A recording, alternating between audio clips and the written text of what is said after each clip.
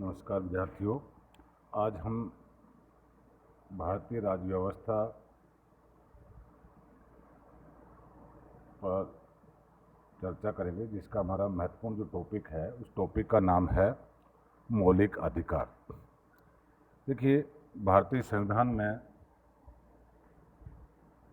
नागरिकों के लिए मौलिक अधिकारों का उपबंध किया गया है। संविधान के भाग 3 में अनुच्छेद 12 से 35 तक मूल अधिकारों या मौलिक अधिकारों का उल्लेख किया गया है।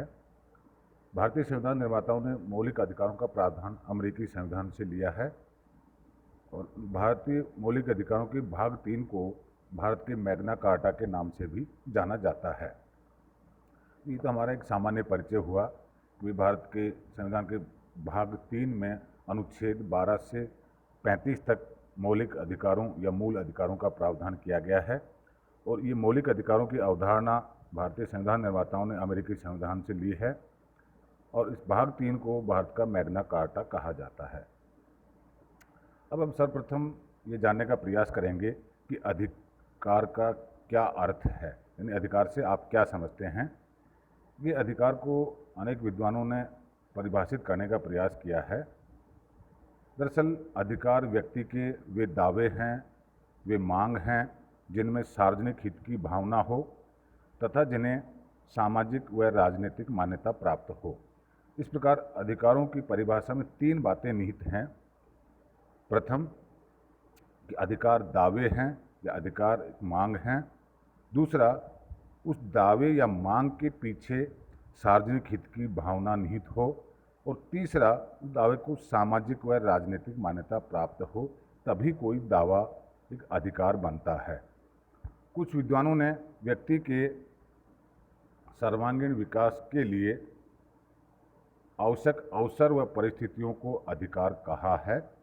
उसमें मुख्य रूप से लास्की का नाम आता है कि उन्होंने ये माना कि व्यक्ति के चहुमुखी या सर्वांगीण विकास के लिए जो भी अवसर और परिस्थितियां आवश्यक हों, उन्हें उन्होंने अधिकार कहा है।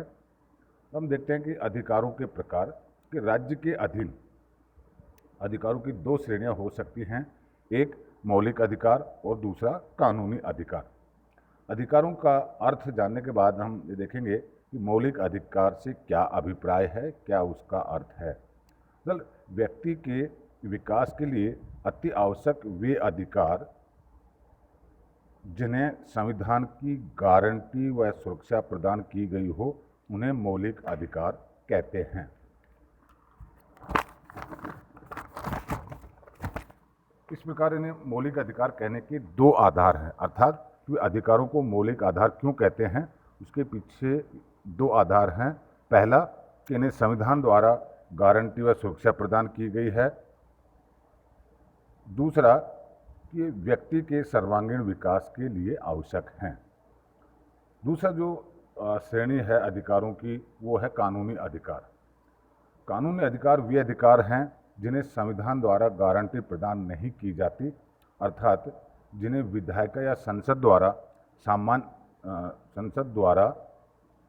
सामान्य कानून बनाकर कम अधिक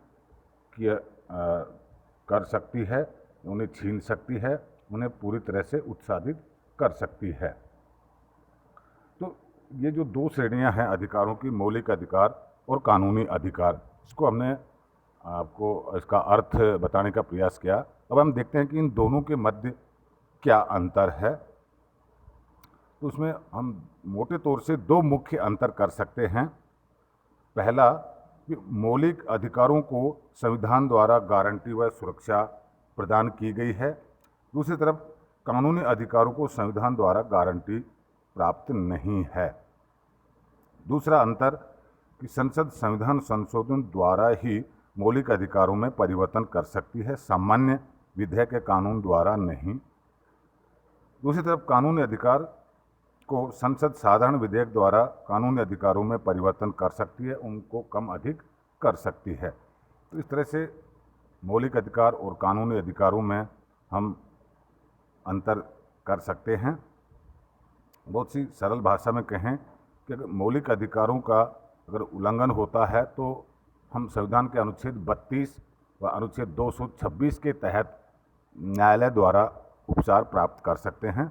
अनुच्छेद 32 के तहत हम सर्वोच्च न्यायालय में जा सकते हैं और अनुच्छेद 226 के तहत हम उच्चतम न्यायालय में उपचार प्राप्त कर सकते हैं।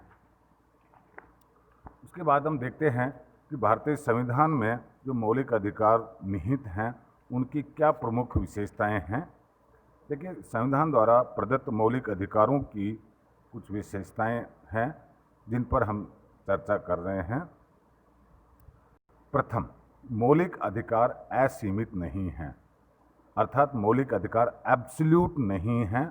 उन पर राज्य युक्ति युक्त प्रतिबंध लगा सकता है। उन पर राज्य युक्ति युक्त प्रतिबंध लगा सकता है, ये असीमित नहीं हैं।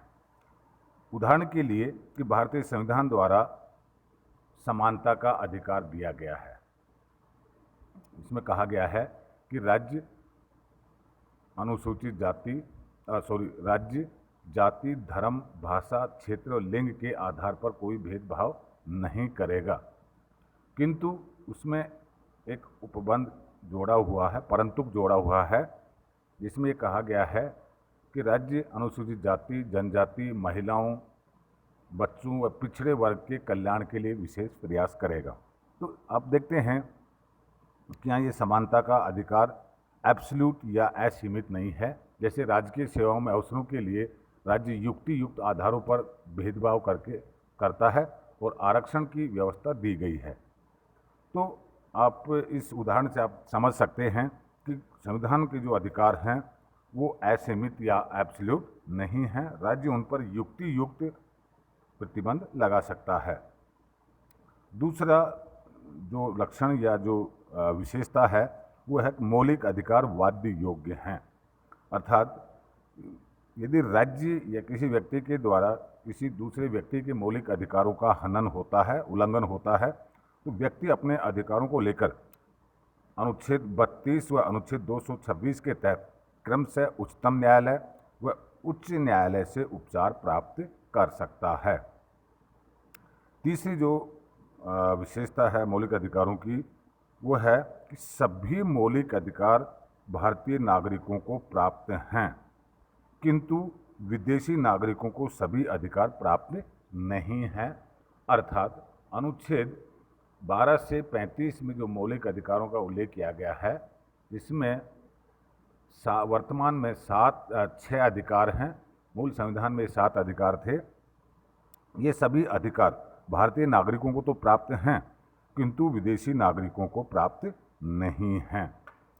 चौथी विशेषता है कि संसद संविधान संशोधन द्वारा ही इनमें कटौती या कमी कर सकती है, बशर्ते संविधान का मूल ढांचा प्रभावित न हो। देखिए, इस बारे में हम आगे भी चर्चा करेंगे कि क्या संसद मौलिक अधिकारों में संशोधन कर सकती है या नहीं कर सकती। इस मामले में 1973 का केशवानंद भारती का मामला एक महत्वपूर्ण सीमा चिन्ह है, जिसमें ये कहा गया था कि संसद संविधान के किसी भी भाग में किसी भी उपबंध में संशोधन कर सकती है, किंतु संविधान के मूलभूत ढांचे में परिवर्तन नहीं कर सकती। और इस केशवानंद भारती के निर्णय में आधारभूत ढांचे का सिद्धांत प्रतिपादित किया गया था। तो इस तरह से संविधान संशोधन द्वारा इनमें कटौती, कमी या उनमें परिवर्तन कर सकती है, किंतु मूल ढांचे में उससे प्रभावित न हो। पांचवी विशेषता है कि राष्ट्रीय आपातकाल के दौरान अनुच्छेद 20 व 21 को छोड़कर इन्हें निलंबित किया जा सकता है। राष्ट्रीय आपातकाल लागू होने पर अनुच्छेद 20 व 21 में प्रदत्त मौलिक अधिकार निलंबित नहीं होते हैं। इनको छोड़कर के जो शेष अधिकार हैं वो निलंबित किए जा सकते हैं। और अंतिम कि ऐसे क्षेत्रों में इनके क्रियान्वयन को रोका जा सकता है जहां सैन्य कानून प्रभावी हो। विशेष रूप से जहां पर अशांति हो, आतंकवादी गतिविधियां हो, वहां पर शांति स्थापित करने के लिए सैन्य कानून लागू कर दिया जाता है। और जहां सैन्य कानून लागू होता है वहां मौलिक अधिकारों के क्रियान्वयन को रोक दिया जाता है। तो जिन क्षेत्रों में सैन्य कानून लागू होता है या प्रभावी होता है, वहाँ मौलिक अधिकारों के क्रियान्वयन को रोका जा सकता है। आज हम यहीं तक परिचर्चा को सीमित रखेंगे। अगले व्याख्यान में हम भारतीय संविधान द्वारा कौन कौन से मौलिक अधिकार प्रदत्त किए गए हैं, उनके क्या प्रावधान हैं, उनके ऊपर परिचर्चा करेंगे। साथ ये देखेंगे कि मौलिक अधिकार में संसद की संशोधन शक्ति क्या है। इन पर हम अगले व्याख्यान में परिचर्चा करेंगे। धन्यवाद।